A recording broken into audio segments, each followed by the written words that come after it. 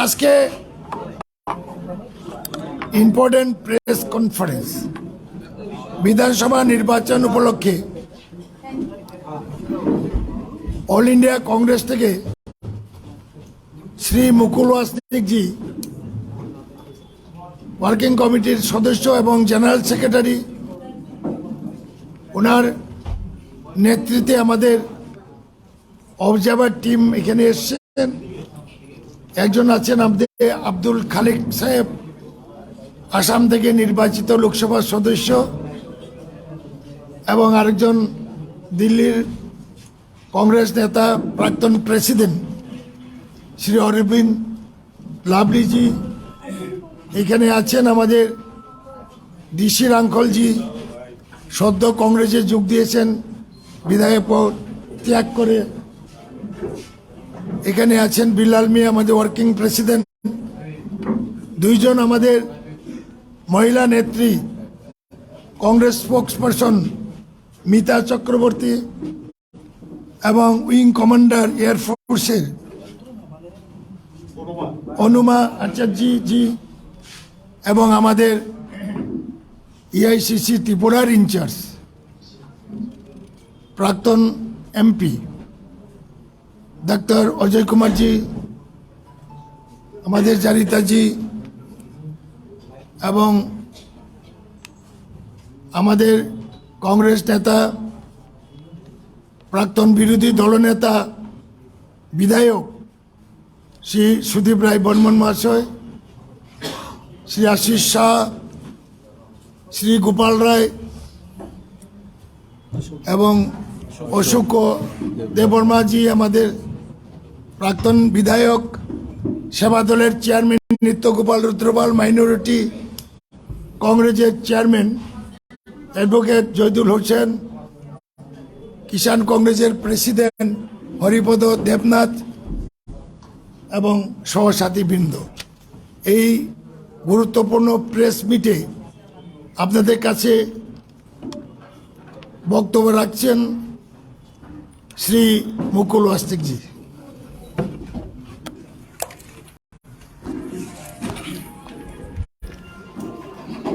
Akhil Bharatiya Congress committee से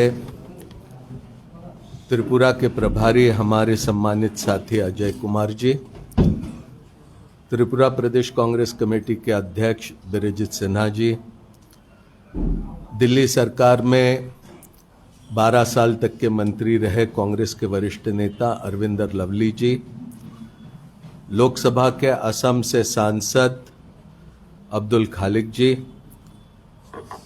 गोपाल रॉय साहब, सुदीप रॉय बर्मन जी,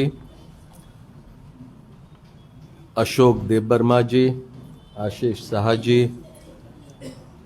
DC रांखवाल जी, नीता चक्रवर्ती जी, अनुमा आचार्य जी और प्रेस के सभी साथियों, अखिल भारतीय कांग्रेस कमेटी से कल यहाँ पर अजय कुमार जी, अरविंदर सिंह लवली जी, अब्दुल खालिक जी हम यहाँ पर उपस्थित हुए और कुछ दिनों पहले स्क्रीनिंग कमेटी की अध्यक्ष दीपा दासमुंशी जी भी यहाँ पर उपस्थित रही। यहाँ पर किस तरह से आने वाले विधानसभा के चुनाव के लिए तैयारियां प्रदेश कांग्रेस कमेटी की तरफ से चल रही है, उसके संदर्भ में हमने यहाँ के तमाम साथियों से कल से चर्चा की। कल शाम को वरिष्ठ नेताओं से बात करी, आज प्रदेश कांग्रेस कमेटी के हमारे ऑफिस बियरर्स और पीसीसी के डेलीगेट्स, उनसे हमने बात करी, डिस्ट्रिक्ट प्रेसिडेंट्स, ब्लॉक प्रेसिडेंट्स से बात करी, हमारे अग्रिम संगठन एनएसयूआई, यूथ कांग्रेस, सेवा दल, महिला कांग्रेस के तमाम साथियों से बात करी और ये कहना पड़ेगा कि अब 2023 साल की शुरुआत कांग्रेस के लिए उत्तर पूर्वी भारत से बड़ी अच्छी तरह से शुरू होने जा रही है। साल खत्म होते होते वहां पर हिमाचल प्रदेश में गुजरात के साथ चुनाव हुए और हिमाचल प्रदेश में वहां पर कांग्रेस को वहां की जनता ने बहुमत दिया और कांग्रेस की सरकार वहां पर बनी। मध्य प्रदेश में भी बनी थी, लेकिन उसका हश्र किस तरह से बीजेपी ने किया। जेपी नड्डा जी यहां भारतीय जनता पार्टी की जो प्रदेश में सरकार है उसके समारोपीय कार्यक्रम में हिस्सा लेने के लिए आए।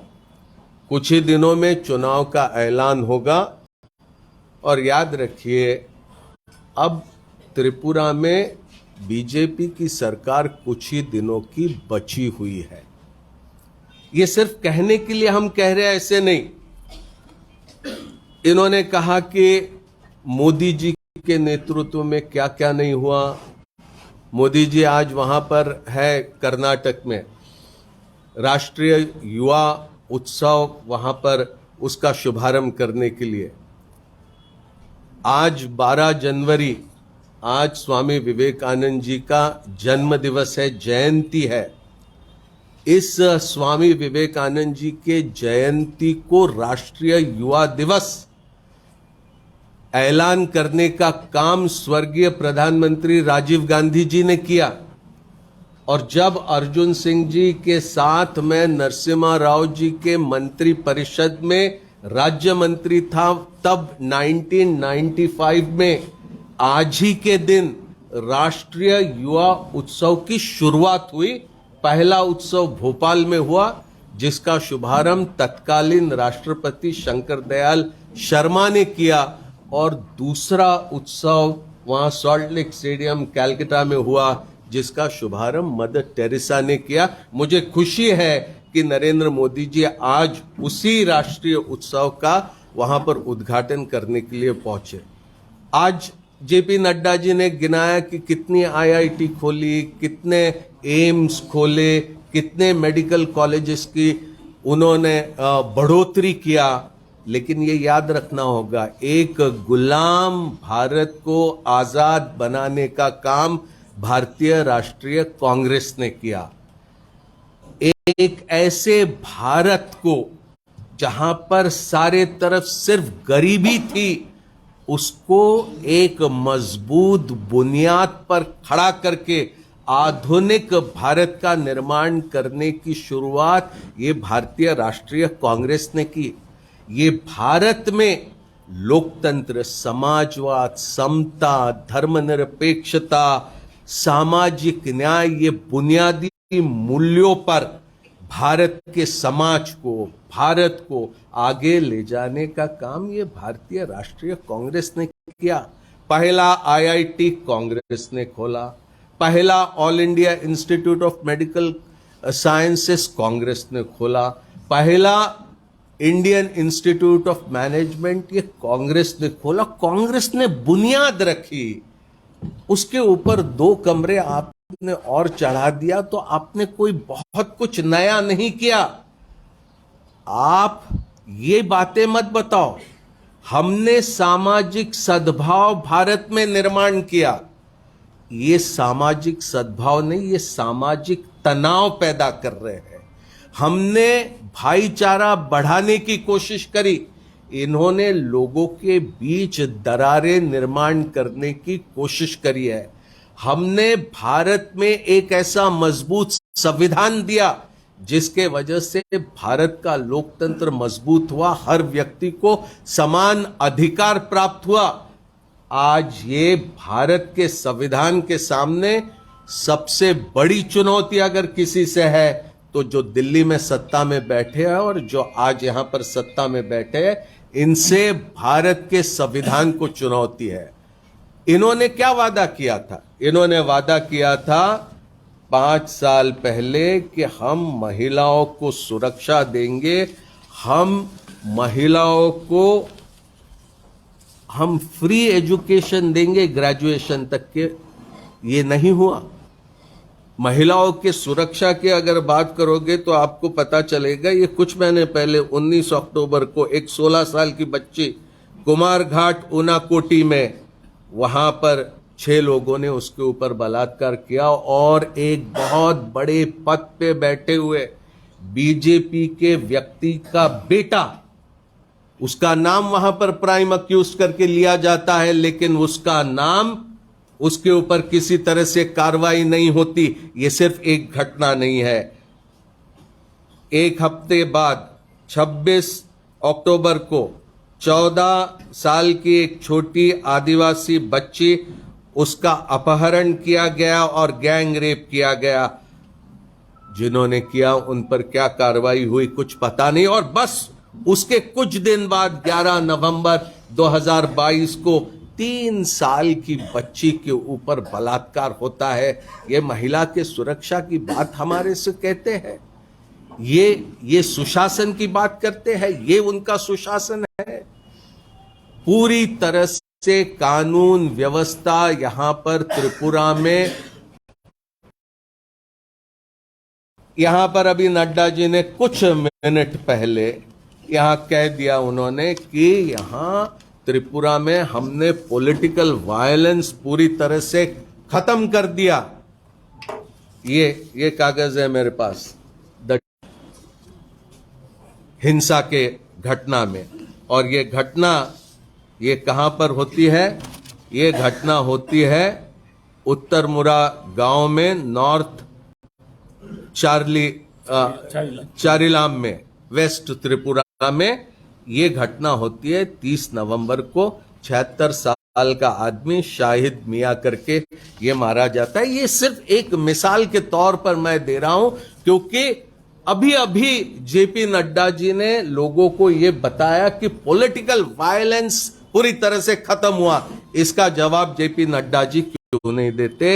ये बच्चियों के ऊपर बलात्कार हुआ, उसका जवाब ये हमें क्यों नहीं देते? हर महीने 18 से 20 बच्चियों के ऊपर यहां त्रिपुरा में बलात्कार हो रहा है। इसका जवाब जेपी नड्डा जी क्यों नहीं देते? हर घर में रोजगार दिया जाएगा, ये वादा किया था, लेकिन उसका क्या हुआ? कहते हैं कि हर 6 व्यक्तियों में एक को हमने रोजगार दिया। ये पूरी तरह से झूठ है, फरेब है, लोगों के दिशा भूल करने का प्रयास है। आंकड़े इसे सही नहीं बताते। सबसे ज्यादा उत्तर पूर्वी राज्यों में अगर बेरोजगारी है वो त्रिपुरा में है, और उसके लिए कोई अगर जिम्मेदार है तो भारतीय जनता पार्टी है।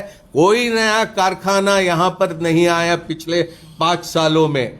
फाउंडेशन स्टोन रखने के मात्र काम हुए, लेकिन उसके ऊपर एक ईंट चढ़ाने का काम यहां पर नहीं हुआ। यहां सबसे कम डेली वेज दिए जाते हैं, उसका श्रेय बीजेपी को जाता है। यहां पर कानून व्यवस्था तो टूट गई।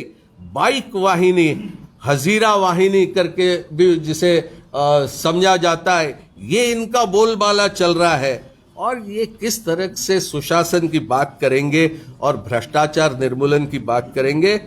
करोड़ों के घपले इस सरकार के तहत हुए, यहां तक के कि नेशनल हेल्थ मिशन के पैसों में भी वहां पर घोटाला हुआ। ऊनाकोटी जिले की घटना आप सभी उससे अच्छी तरह से परिचित होंगे। तो एक तरह से मैं यहां पर कहना चाहूंगा कि भारतीय जनता पार्टी हर महत्वपूर्ण मामले में पूरी तरह से फेल हुई है। लोगों के सामने दिए हुए कोई भी वादे उन्होंने पूरे नहीं किए। एक तरह से यहां पर गुंडा राज चला हुआ है। यहां पर लोगों को कहा था कि हम मिनिमम भाता 2000 रुपए तक के का देंगे, पूरा उन्होंने नहीं किया। मिनिमम वेज 340 का देंगे, वो उन्होंने पूरा नहीं किया। और आप क्या इससे आप अंदाजा लगाओगे कि एक घटना सन्यासीतिला मोहनपुर में, वेस्ट त्रिपुरा में हुई, जहां पर एक परेश तांती अपनी बीवी और 2 छोटे छोटे बच्चों को जहर देके उनको भी मार देता है और खुद भी मर जाता है, क्योंकि वो उसके पास वो खाने के लिए मोहताज हुआ। ये घटना त्रिपुरा में होती है जब भारतीय जनता पार्टी की सरकार है और वहां केंद्र में नरेंद्र मोदी जी वहां सरकार में बैठे हैं। तो इस तरह की ये सारी तरफ भारतीय जनता पार्टी फेल हो चुकी है। महिलाओं के मामले में, दलितों के मामले में, आदिवासियों के मामले में, अल्पसंख्यकों के मामले में, समाज का हर वर्ग यहां अगरतला में हो या वहां पर आदिवासी इलाकों में हो, हर तरह से भारतीय जनता पार्टी फेल हो चुकी है। और यहां कांग्रेस पार्टी, हम सब यहां पर उसके संचालन के लिए यहां पर उपस्थित हुए हैं। मुझे पूरा यकीन है कि हम ये चुनाव में कामयाब होंगे। कोशिश हमारी है कि वो सभी लोग जो भारत के संविधान को लेटर एंड स्पिरिट से मानते हैं, सिर्फ मानने वाली बात कहने तक के नहीं, who believe in letter and spirit in the Constitution of India, हम उनको साथ में लेने के दिशा में हम काम कर रहे हैं। और मुझे पूरा भरोसा है कि हम इस चुनाव में एक इस तरह का कॉम्बिनेशन देंगे कि लोग उसको समर्थन देने के लिए आगे आएंगे। कोई अगर बात होगी तो उसका स्पष्टीकरण देने के लिए हम प्रयास करेंगे। यदि कोई सवाल, यदि क्वेश्चन? सवाल है साहब, आप लोग अकेला लड़ेगा ना, दूसरा का साथ चूज करके लड़ेगा? मैंने अभी अभी कहा ना आपको कि वो सभी जो भारत के संविधान में पूरी तरह से निष्ठा रखते हैं, हम उनको साथ में लेकर चुनाव लड़ने के दिशा में हम प्रयास कर रहे हैं। जैसे जैसे बात आगे बढ़ती है वैसे वैसे हम आपको उसके बारे में जानकारी देंगे। Sir, you just said that your party will be, sir, Vijay, you just said that your party will be working towards achieving understanding with similar-minded parties which believe in the Indian Constitution for the election of 2027. Recently, the Communist Party of India, the CPIM, has made an announcement of an offer for strategic understanding and seat sharing understanding with the Congress Party, and a separate party called Tripura Motha in Tripura. So, will it be in your consideration? See, what we are doing at the moment, I don't think it will be appropriate to divulge all that. At a time when things are underway, till the time we don't conclude our discussions, it will not be appropriate. But I will certainly like to mention that there is a dialogue going on, and the moment we reach a situation where we can make public the contents of what we have discussed and decided, I think that is the time when we will be able to share that information. But since the elections are very close, so how long it may take, tentatively? We are working day and night on a war footing to prepare the party in every respect to face these elections. And like you have mentioned that the elections are very close, we totally understand this, and not a single moment will be wasted in preparing ourselves. What are the challenges you may face at the end of the challenge? Because earlier elections, Congress have been alleging of mass railing, violence. So how you are going to counter that? No, certainly. Election commission was also, full team was also there. So what were the main discussion issues that you raised? Certainly, it is not only a challenge for the Congress party, but the manner in which BJP does whatever it does in our elections, it is a challenge to Indian democracy. All that what they have been doing, if they get a majority, they form the government. If they don't get a majority, they demolish whoever gets the majority. You have seen examples like Arunachal Pradesh, like Madhya Pradesh, what they tried to do in Uttarakhand, what they tried to do in Rajasthan, what they did in Goa. Everywhere they are a challenge to Indian democracy, not only for us, but for the Indian democracy, they are a challenge. But certainly, I think the people will realize and they will rise to the occasion. So, Zeta, you want to announce it? You want to announce it? No? You have to add. Take the mic, that's it.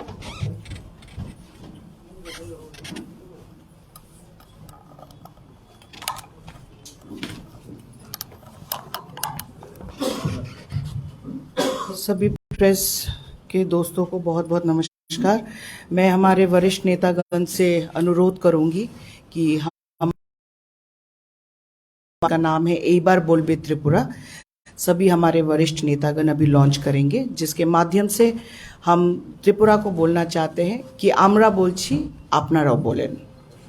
उसके बाद next one We'll do one only today.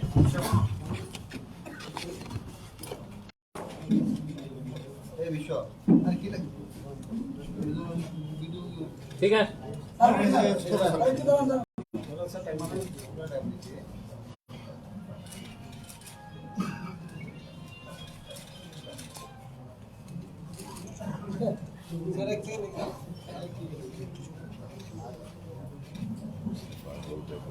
हो गया boss. Thank you.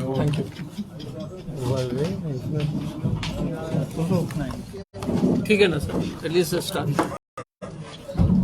जयता next.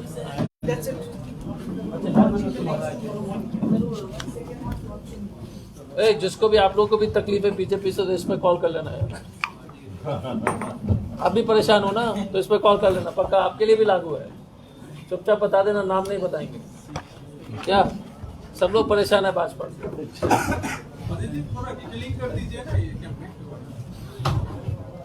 Campaign के बारे में